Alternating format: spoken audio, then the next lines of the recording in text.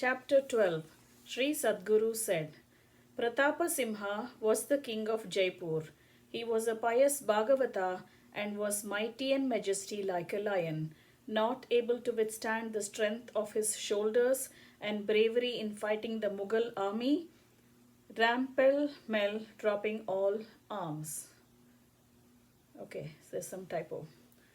Not able to withstand the strength of his shoulders and bravery in fighting the Mughal army, ran pell-mell, dropping all arms. In order to save Dharma and protect his kingdom, this king armed himself and entered the battlefield often. Those established in righteousness, the Brahmanas, the elderly, and the chaste women came under his protection and were relieved of the difficulties and fear inflicted by Mughals. The king engaged in wars to protect Dharma, but yet his mind was always firmly fixed in thoughts of Sri Krishna.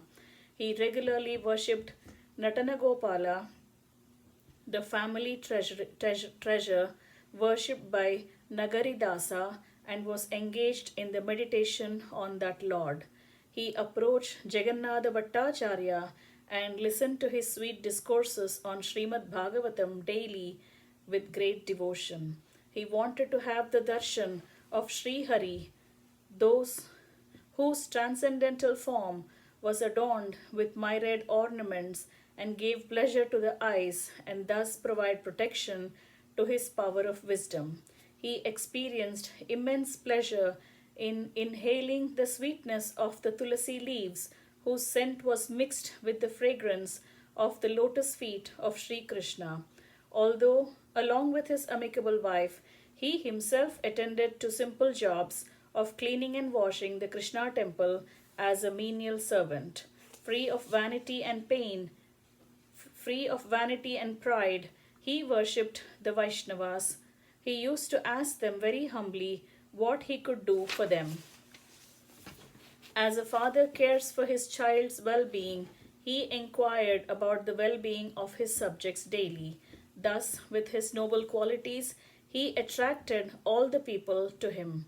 Daily, an announcement that the king was to go to Sri Vrindavan was made in his kingdom. Daily, an announcement that the king was to go to Sri Vrindavan was made in his kingdom.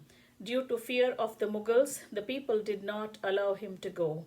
He was not jealously attached to his kingdom and position, always thinking about Sri Vrindavan and awaiting the opportune time to go there. He was staying in the kingdom. Before long, the king entrusted the care of the kingdom to his son and started for Vrindavan, situated on the bank of the Yamuna. All the people saw the king, who had started for Sri Vrindavan as a simple pedestrian, with a dress of the bark of trees, devoid of all ornaments, and wearing only a rosary of tulasi beads and a tilak of gopi chandan.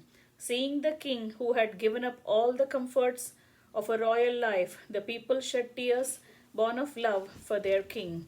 The king consoled his people who were following him.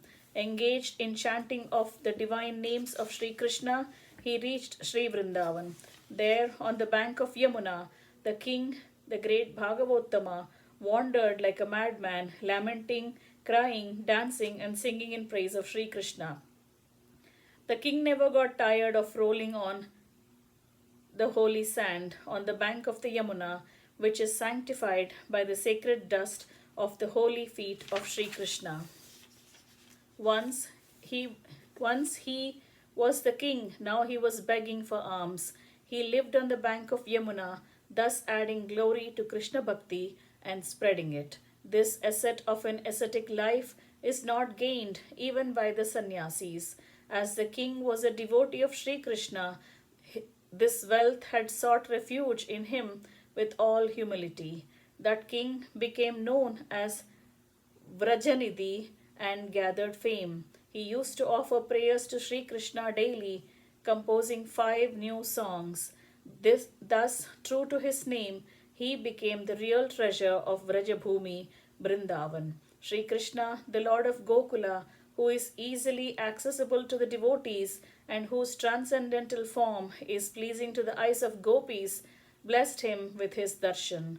The king's life story and his clan are sacred and thought about him in pious. The king's life story and his clan are sacred and thought about him is pious as well. Thus ends the chapter 12 entitled Vrajanidhi Charitam of Book 5 of Shri Vaishnava Samhita, composed by Shri Krishna Premi Swamigal.